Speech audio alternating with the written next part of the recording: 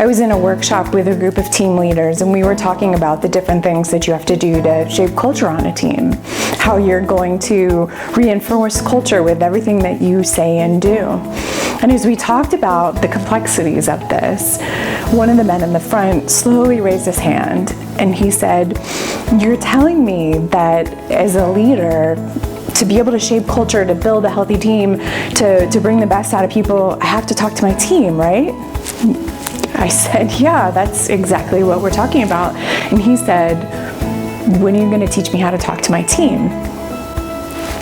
This question, this statement is actually so common. And what it means isn't, "I don't know how to talk to my team." It means, I'm afraid to enter a conversation that I don't know where it's going to go, that I'm going to feel unprepared for because I'm going to be asked a question I can't answer, or maybe it gets into a difficult conversation or an emotional topic, and I'm going to feel like I'm not prepared. So how do you prepare me?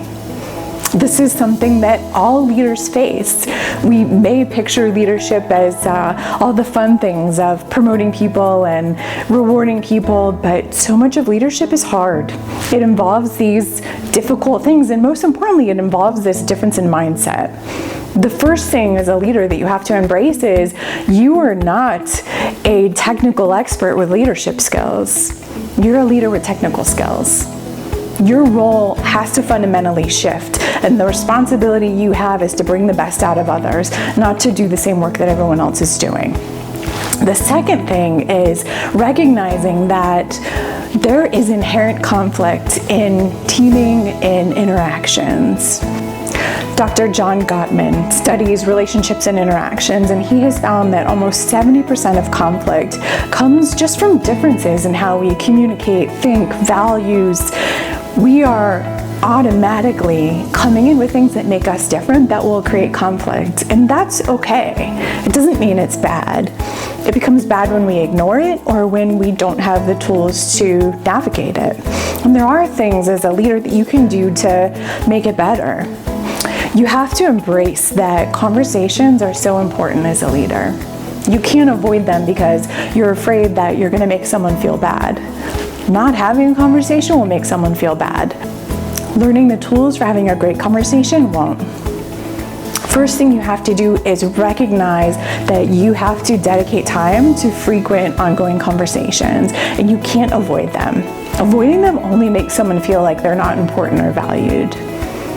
These check-in conversations, they're going to be at a frequency that is right for the person, but it's probably going to be weekly or bi-weekly, and it doesn't have to be lengthy. It can be a quick 10-15 minute check-in where you're checking in on that person's progress against their priorities and where they're focused, what obstacles they're facing, and how you can help. It's not in addition to the work, this is the work of a leader. You're checking in to see what is needed to allow that person to be their best. And doing this, there's going to be moments where you have to give feedback. And feedback doesn't have to be an ugly, awful thing. It is truly, here's what I observed or experienced. Here's what I would love to see going forward. Because here's the impact that that can have if we make that change. You want to be specific enough to help the person say, here's what was observed. Here's what happened when I observed that. Here's what I would love for you to try going forward. Feedback is never about the person. It is always about the work, and it is always about what they can continue or consider doing differently when they go forward.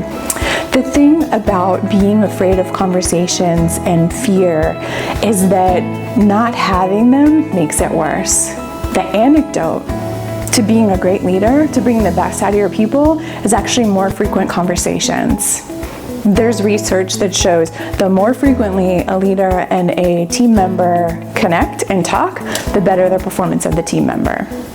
The more you invest and do lighter touches now, the better results you'll get and the less uncomfortable those conversations will be.